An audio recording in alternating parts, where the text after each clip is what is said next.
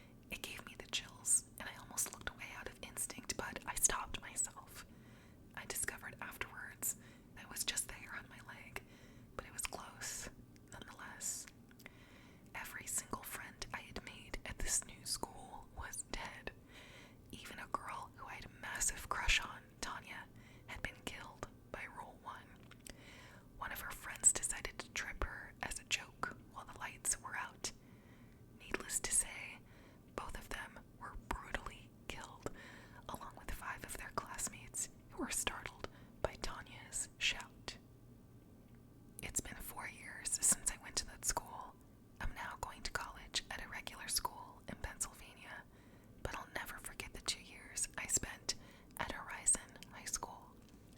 I estimated that I had witnessed over 3,000 students die at that school as a result of breaking the rules. That was most likely why there were hundreds more students coming in on a monthly basis to replace the dead ones. I was one of the few to survive 2 whole years there, and I'm friends with a few people who survived all 4 years at that school. The school is still up and running, and all I can do now is pray for any present and future students of Horizon. This next story is called The Latest Play at My Local Theater Gets Very Positive Reviews by the username RoyalTemyin. There's this old theater near my house, very decrepit, rusting, sagging with age. I don't think it's been open for nearly 40 years. I never thought much of it.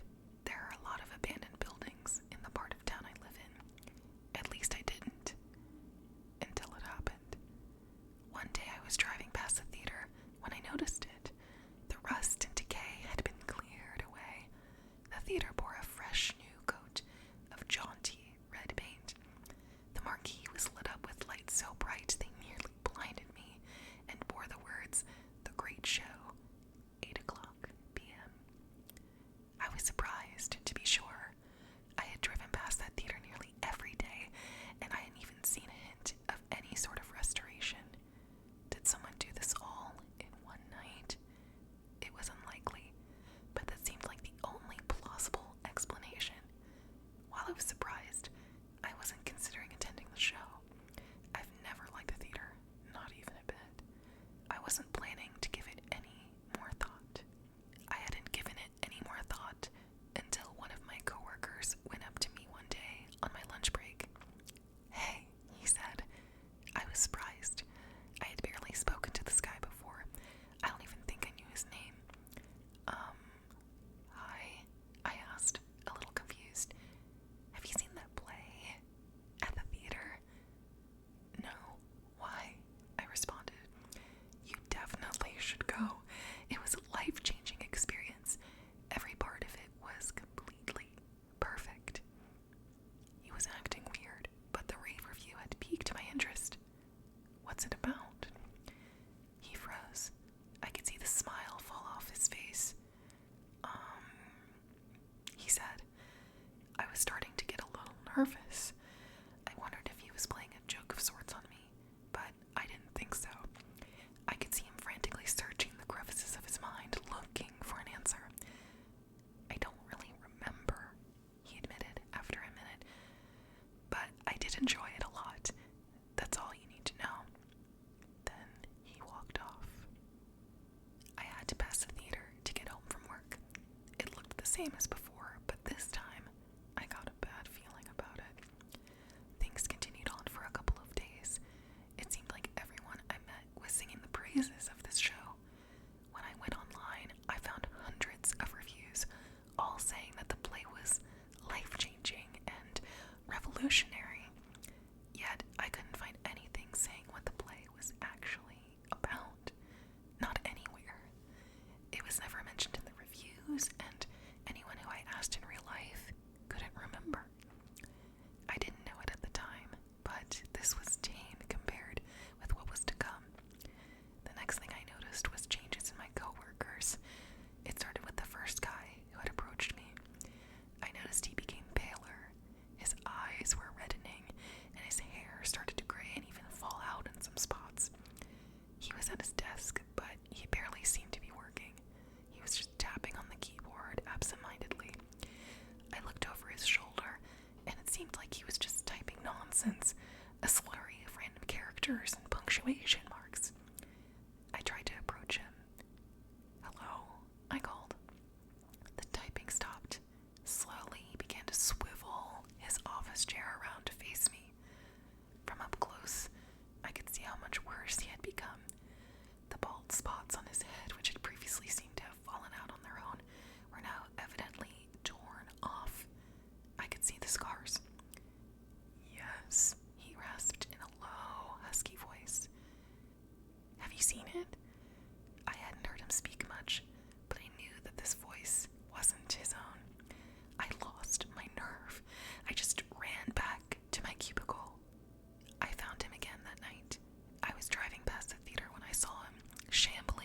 entrance like some sort of reanimated corpse. I stopped the car and watched him closely. He walked on and on until he reached the entrance. He stopped at the front door. It swung open for him. I was immediately taken by surprise. Instead of seeing a theater lobby, I saw nothing but a cheap, grease-stained carpet floor shrouded by a thick fog. That was when he turned around and saw me. I panicked. The fog began to leak from the theater and encompassed my car quickly. It happened so fast I barely had time to react. I looked outside and saw that I was no longer in my neighborhood. I was in an endless parking lot. I tried to start my car, but it wouldn't work. The gas levels were normal, so it couldn't be that. I had no choice but to get out and start walking. It felt like I had been walking for ages across the eternal rows of empty parking spots when I finally saw something in the distance. It was the theater. It looked even worse than when it was abandoned. The roof was close to caving in. The marquee was slanted at an unsafe angle. Most of the bulbs were burnt out, and the few that weren't sent a shower of sparks onto the asphalt. The last thing I wanted to do was go in, but I didn't know what else to do. Hesitantly, I walked inside. It somehow looked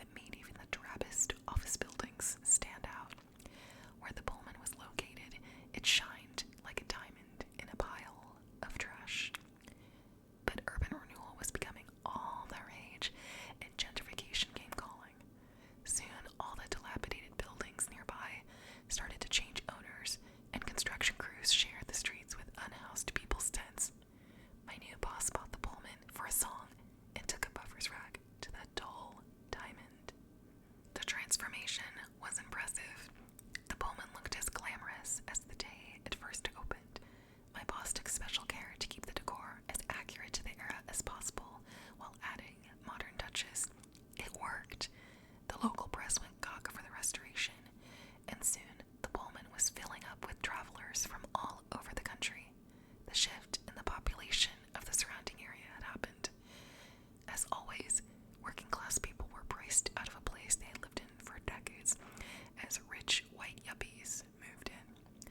As if to put an exclamation point on the whole gentrification endeavor, a Starbucks opened around the corner.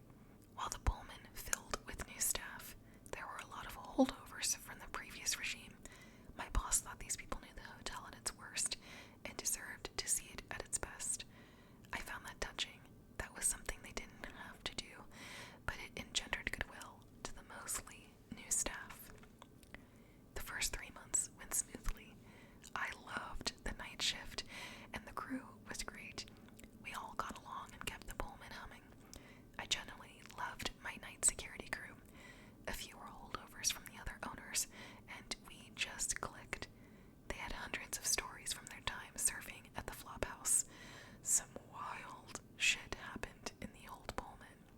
Omar, the head of security, liked to talk about the guests who checked in but never checked out. It was his clever way of saying ghosts. He said the building was filled with them. A lot of people died in the hotel during its flop days. Omar mentioned that even after 5 years on the job, he still got goosebumps while doing his nightly rounds. He was glad for the security cameras the new owner had installed. It meant he didn't have to brush up against specters so often. I loved the stories Omar told, but I thought they were just that. Stories. I don't believe in anything paranormal, especially ghosts. Oftentimes, the evidence people mentioned with ghosts were all explainable. Orbs were just dust or bugs. Dark figures were just shadows that hit the right way. Voices picked up by spirit boxes or EVP recordings were just our brains trying to make sense of random electrical noise. Most ghostly faces were just everyday objects and tricks of light. Face pareidolia is hardwired into our brains. We seek out faces that look like us. Ever seen a face in a piece of toast or a tree? It's your brain looking for others like you. Nothing more. But Omar was a true believer.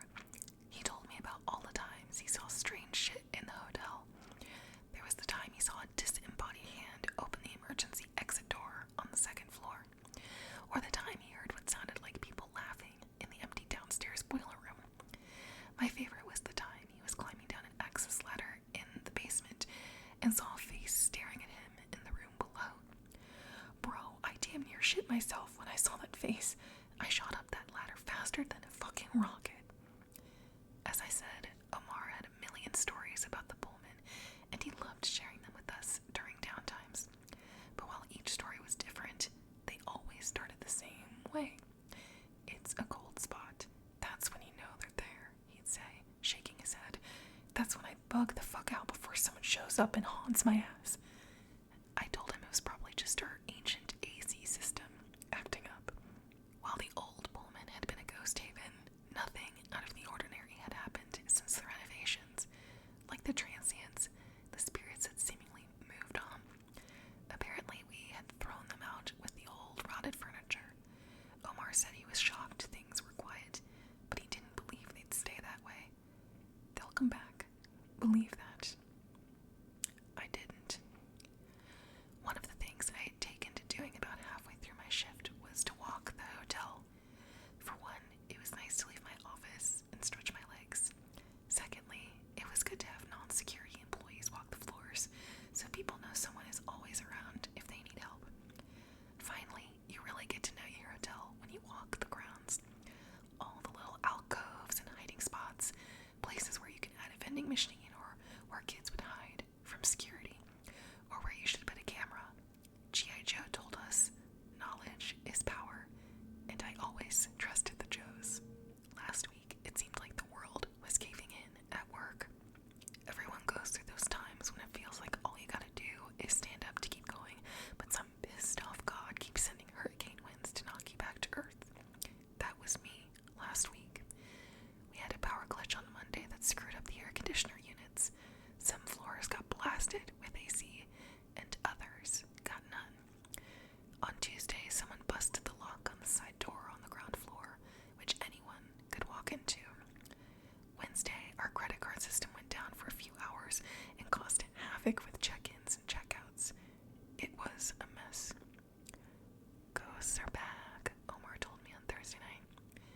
Ghosts. Gremlins. We're being besieged by gremlins, I said with a sigh. Nah, Gizmo was cool. This is Ghosts. Ghosts broke the lock on the door. Ghosts busted the AC unit. Could've, Omar said with a shrug. Anything's possible. Not that, I said. Omar shrugged. Until it happens to you, everyone thinks that. Honestly, I'd love to blame ghosts. At least then I'd have a reason why we're having this run of bad luck. Careful what you wish for, bro, Omar said. Changing gears, he gave me a big smile. We're gonna go grab some Taco Bell. You want anything? Aren't you supposed to do your rounds now? I did it earlier. I'm due for my break. Do you want something or not? Of course I want something, I said with a smile. The usual? Yeah, I said, handing him over some cash. He nodded and pocketed it. New guy Martin is watching the cameras. He's good for a few. I'll take your word for it. Thanks, Chief, Omar said with a fist bump. Be back in a few. He headed out, and I plopped back down in my chair. I knew I shouldn't eat anything late at night, let alone Taco Bell. Still, a spicy potato taco and a chicken quesadilla would be the calming balm I needed to take the edge off this shitty week. I spat in my chair, trying to center myself, when I heard a knock at the office door. Damn, was there no line at the bell or what? I said, before looking up. It wasn't Omar. It was Gwen. She worked the front desk and was probably my most capable employee. She could run this place in my stead, and there would be no noticeable drop-off. If Gwen was in here, something was amiss. Sorry, Gwen, I said, ceasing my spinning. Omar went to Taco Bell. Oh, I know. I got a bean burrito. A classic, I said, for reasons I'm still not sure of. What's up? Someone from the second floor was complaining about noises in the hallway. Okay, I said. Did you call security? Yeah, but Martin, well, I think he accidentally shot off the whole system. He's kind of flipping out. Not sure he's the face we want in front of the customers at the moment. I sighed. Of course. Okay, I'll go take a look, I said, standing up. Do you have a walkie I can borrow? Mine's still charging. Sure, she said. Let me go grab it. A few minutes later, I left the lobby for the second floor. Now, the second floor is a bit of a misnomer because our second floor is actually at street level. In most modern hotels, the entire street level floor would be just a lobby, bar, and ballroom, but the Pullman isn't like most buildings. Our second floor is comprised of a small lobby and hotel rooms. Our ballrooms and bar are below street level, or the first floor as our elevator calls it. Below that is the basement where the laundry and other hotel operations are located. Why the wonky labeling system? Well, when the building was first built, they took to calling the basement the first floor and the street level the second. Why? Well, the guy who first made the building has some weird beliefs about numbers and the stars or some such nonsense. I think the bars were built in the basement because of prohibition, but I could never confirm that. I asked the new owner about it once, but it seemed he didn't know either. He told me he wasn't going to change anything because he didn't want to anger the spirits of the previous owners. He was another Omar. If it were up to me, hotel operations would be the sub-basement, the first floor would be the basement, and the second floor would be the main. You know, a common sense approach to everything, but alas, I'm just the night manager. Those decisions happen way above my pay grade. The Pullman is an architecturally pretty building on the outside, but it's also just a big square. I figured I'd start where the guests at first heard the disturbance and make the walk until I came back to where I started. Along the way, I checked the doors to ensure they were working properly. Hopefully Omar would come back and fix the cameras, and we could catch whoever was running around. When I opened the door to the floor, I felt the cold piping in. The second was one of those cold floors the broken AC was assaulting. At times, the AC seemed to shift, which floor was cold and which wasn't. The tech we had out on Monday had never seen the kind of behavior we had, but assumed it had something to do with the computer system. We were still waiting for a computer specialist to come take a look at the software. In the meantime, I would freeze on the second floor. I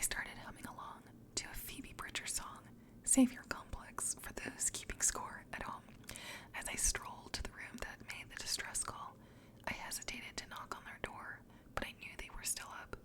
I rapped on the door and waited a few minutes. I could hear the people inside shuffling and murmuring. I was pretty sure I'd just interrupted sex, or the prelude to sex. The door cracked open to a shirtless, disheveled man who was none too pleased to see me. "What?" "Sorry to bother you. I know it's late, but you called about the noise, correct?" "Yeah, Columbo, you solved it." I forced a smile and continued. "I was wondering if you could tell me where the noise was located." "The hallway, like I said, to the broad up front." "Yes, but what was the noise? Running, voices, shouting?" "All of it," the man said, back and forth for 10 straight minutes. "What were they saying?" "Oh, I don't know," he said, looking agitated. "I had a hard time making out anything. Some bullshit, I'm sure. Sounded like dumbass kids." "Okay," I said. "People don't know how to take care of their fuck prizes these days," he said. I heard the woman he was with was admonishing him for the colorful expression of children. He grinned and shook his head. "She hates when I talk like that. Ain't that right, doll?" "I'll leave you two alone. Thanks for your..." The man shut the door in my face. I took that as my cue to go and find the fabled fuck prizes roaming my hotel halls. I was sure if it was kids, they would be back in their rooms by now. It was late in the evening, and even the most unaware parents made sure their kids got to sleep. Regardless, it was my job to walk the chilly hallways of my Hoth hotel and find these rogue tauntauns. I turned to the first corner of the big square and heard someone whispering in front of me. I stopped and cocked my ear in the direction of the whispers. They suddenly ceased. I faked walking a few steps and stopped to hear if the voices would start up again, but they didn't. I started walking again, continuing to whistle my way through Phoebe Bridgers' Punisher album, when I heard what sounded like 4 or 5 footsteps running down the next hallway. I ran to the corner in time to see the stairwell close. Whoever was there was trying to hide on the stairs. Or that's what they wanted me to think.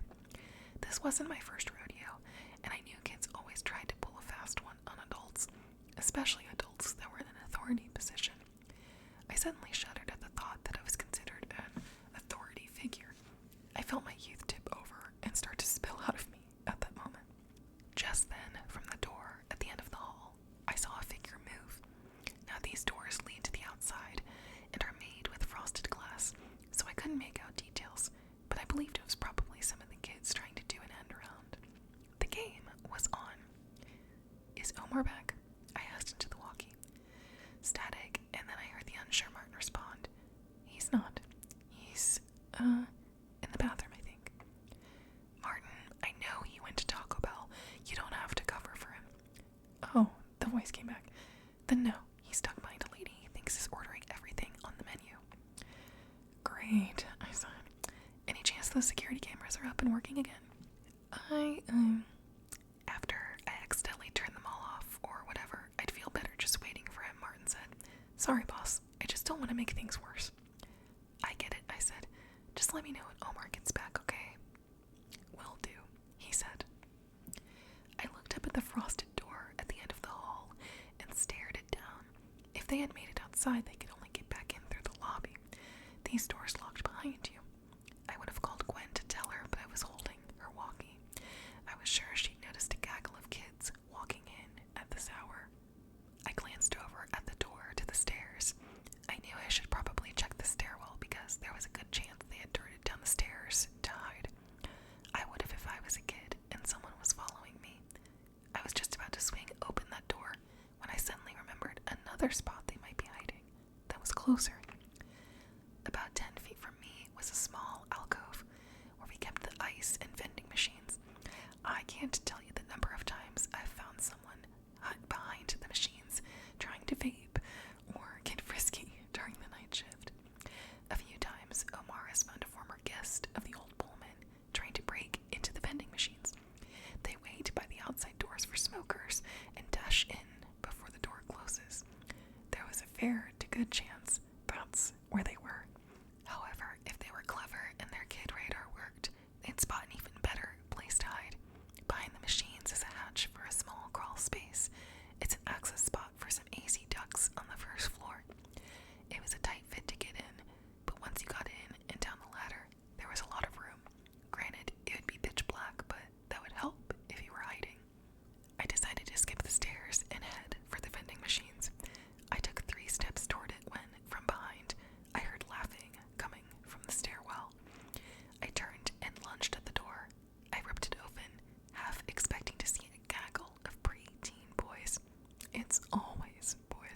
laughing at me, but instead, I saw nothing.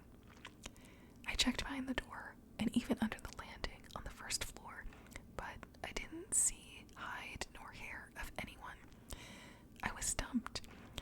I knew I had heard a laugh. It just didn't make any sense. I walked back into the hallway and let the heavy stairwell door slam behind me. "Suck a crow's cock," I said out loud. That was the trigger. I suddenly heard someone trying to stifle a laugh. Then two people. Then a group of boys started laughing uncontrollably. It was from behind the vending machines, just like I thought. I walked over there and found 4 boys red-faced with laughter. "Hey guys," I said. They started laughing harder. I couldn't help but smile. It was contagious. Even though I was technically the authority figure here, I was still human. "Was it what I said?" I asked. "Yes," they all responded. "That's why I said it," I lied. "I knew you wouldn't be able to not laugh. Come on, let's get out from there." I moved out of the way and let them slide out from behind the machines. As they were passing, I nodded down at the crawl space hatch. "I'm glad you guys didn't go down there. I didn't want to climb down a ladder in the dark." "We were going to," the biggest kid said, "but we heard someone down there. We thought it was security." "There isn't anyone down there," I said. "We all heard someone walking and talking down there," the smallest kid said. "It was probably just the AC making noise. It's not working correctly. That's why it's so cold on this floor," I said. "It didn't sound like an AC," a blonde boy said. "It was," I countered. "Where did the kids on the stairs and running around outside go?" They all looked at each other, confused. The big kid was about to respond, but then we all heard footsteps coming down the hall. The kids looked up at me in fear, and for a half second, I was scared too. "David, are you and your brothers down there?" The big kid recognized the angry voice. They all did. The jig was up. Mom had arrived on the scene. I stepped up from the vending machines, and the 4 kids followed behind me. The mom and I locked eyes. "They were playing hide-and-go-seek," I said. She ignored me and zeroed in on the small group of boys. "What in the world were you 4 thinking? Sneaking out of the room and running around the hotel?" "They weren't too loud," I said, trying to soften the blow. "Thank you for finding them," Mom said to me. "I'm sorry if they caused any problems. I can't believe they snuck out." "It's not a problem," I said, turning on the manager charm. "We all did stupid things as kids." She feigned a laugh and pointed back towards her room. "Let's get going, boys. Now." They all hung their heads and started back towards the room. Mom and I locked eyes again, and she sighed. "Thanks again for being so understanding. Sorry if they ruined your shift." "Nah, they gave me something to do. Enjoy the rest of your night." "Thanks. You too," she said as she turned and joined her 4 dejected-looking boys. She stared down at them and shook her head. "What am I gonna do with you 4, huh?" "Sorry," they all said in unison. I figured this wasn't the first time they had done something like this. "Mom," the littlest boy said, "do you want to hear what that hotel guy said about crows?" I turned to leave to avoid any side-eye from Mom for my previous outburst when I heard something bump the wall behind the vending machines. Confused, I thought there might be another rogue group of boys sneaking around. The other boys had said they heard someone down there. I sighed and headed toward the crawl space. I squatted down and put my ear to the cover. I couldn't be sure, but I thought I heard something moving down there. It was hard to make anything out for sure with the cover on. I knew I would have to remove the hatch to get a better look. I pulled out my multi-tool and unfastened the screws. When all 4 were out, I gingerly grabbed the hatch cover and pulled it away. As soon as I did, you could feel a blast of cold air coming up from the room below. There had to be a leak in these ducts. I made a mental note to tell the repair guy when they returned. I cocked my ear towards the darkness and listened. I didn't hear anything now. No shuffling, no talking, nothing. I pulled out my cell and turned on my flashlight. I pointed it down the shaft and onto the floor below. My camera's light struggled to illuminate much of the area. I leaned my head into the hole to get a better look. That's when I heard someone start loudly behind me. I tried to rise up, but forgot I was leaning into the hole and slammed my head on the hatch opening. I nearly dropped my phone down the shaft to the room, but by the grace of God, I held on. I pulled myself out of the crawl space and from behind the vending machines. Rubbing the back of my head, I glanced down the hallway and saw a figure standing just outside the frosted glass door. I knew I had seen someone outside earlier, and now they were knocking to be let in. My guess was this was another group of kids who realized they had been locked out of the hotel. I started down the hall and pulled my walkie up to ask about the security cameras again, when the figure standing outside waved at me. That's when I realized the figure was an adult, and they were trying to get my attention. I waved back and hastened to my pace.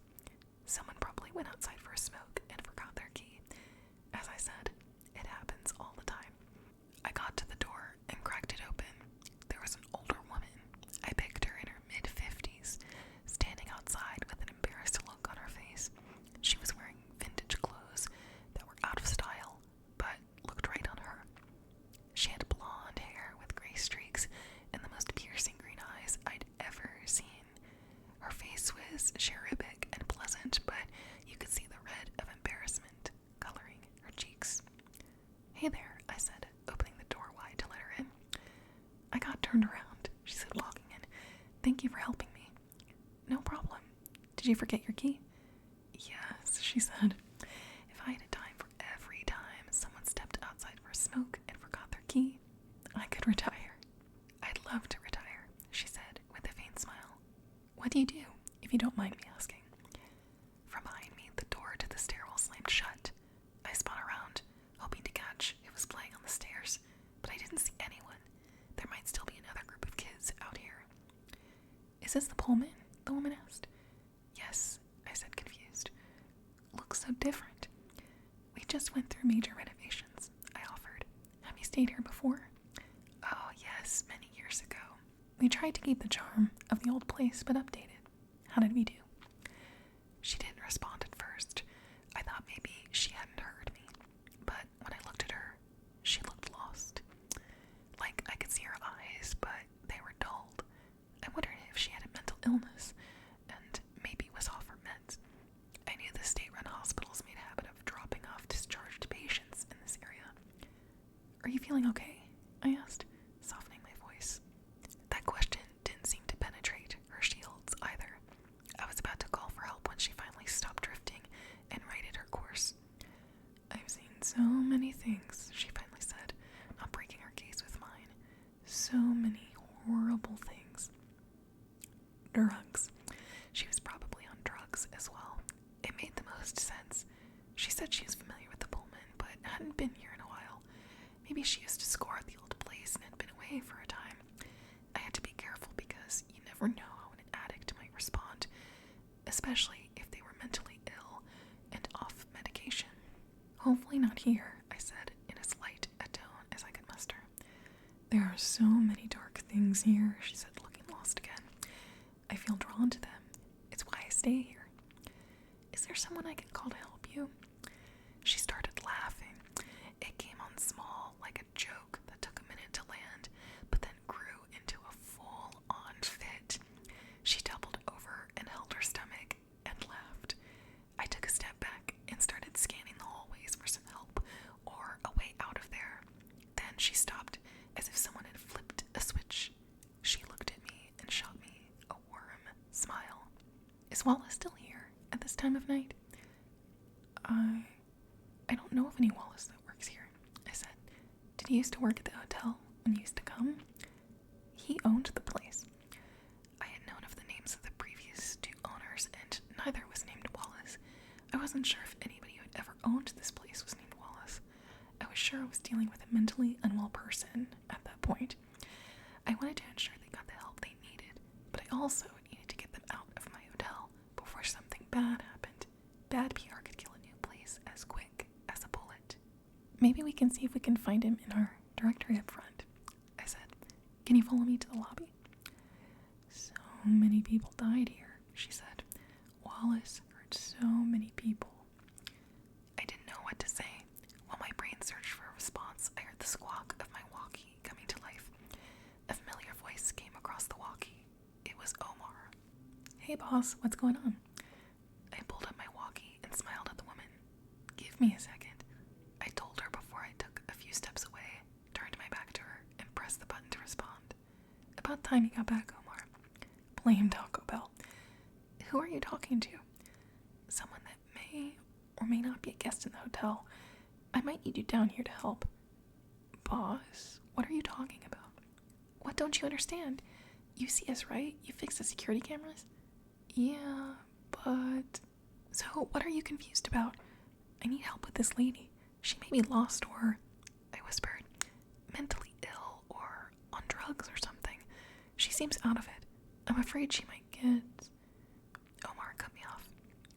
Boss, there isn't anyone there with you. The air went out of the room. I felt my skin go prickly all over. My head felt fuzzy like I had just done whippets. My mouth had dried in an instant, and my tongue felt foreign in my mouth. What are you... I was calling to ask if you were okay because you're talking to yourself. Omar, I was talking to... I turned back and saw an empty hallway. I glanced in both directions, but didn't see a trace of the person that had been standing there. The hair on the back of my neck stood up. Boss, you okay? Omar's voice sounded a million miles away. I thought I might black out.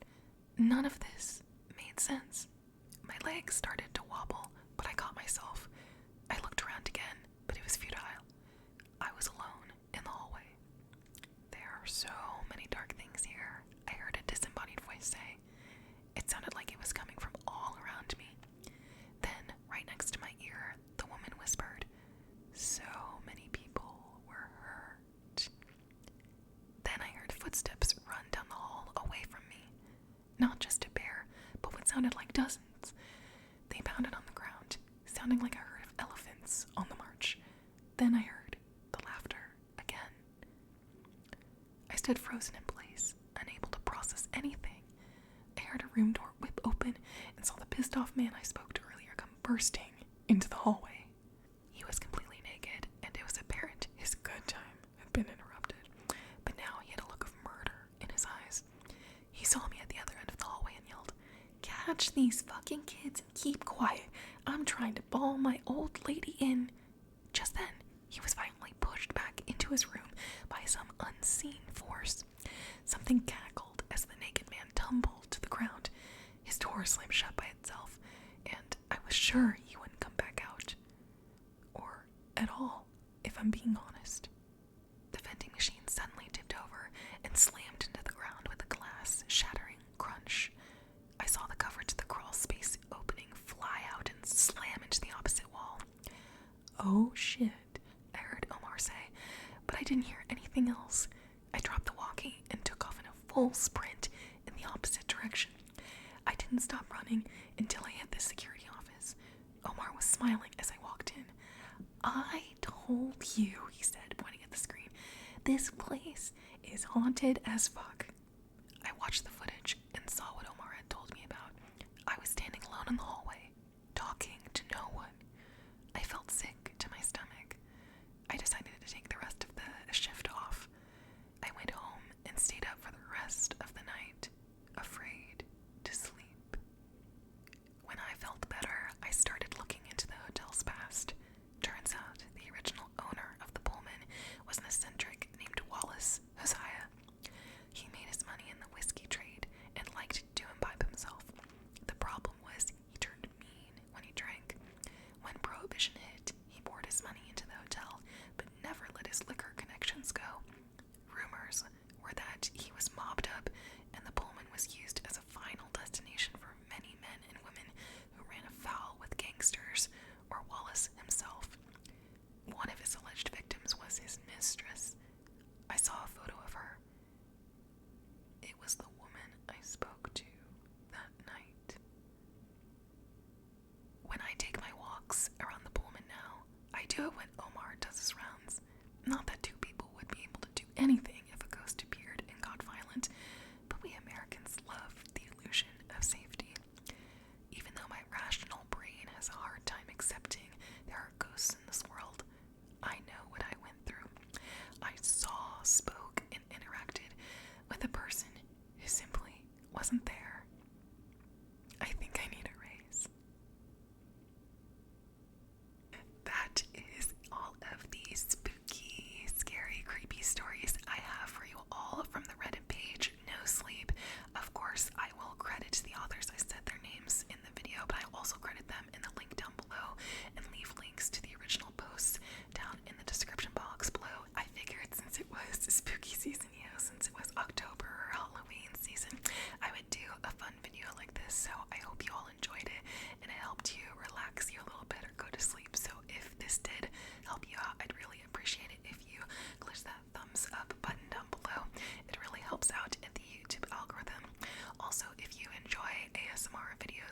guys. Definitely click that red subscribe button down below. I'd really, really appreciate it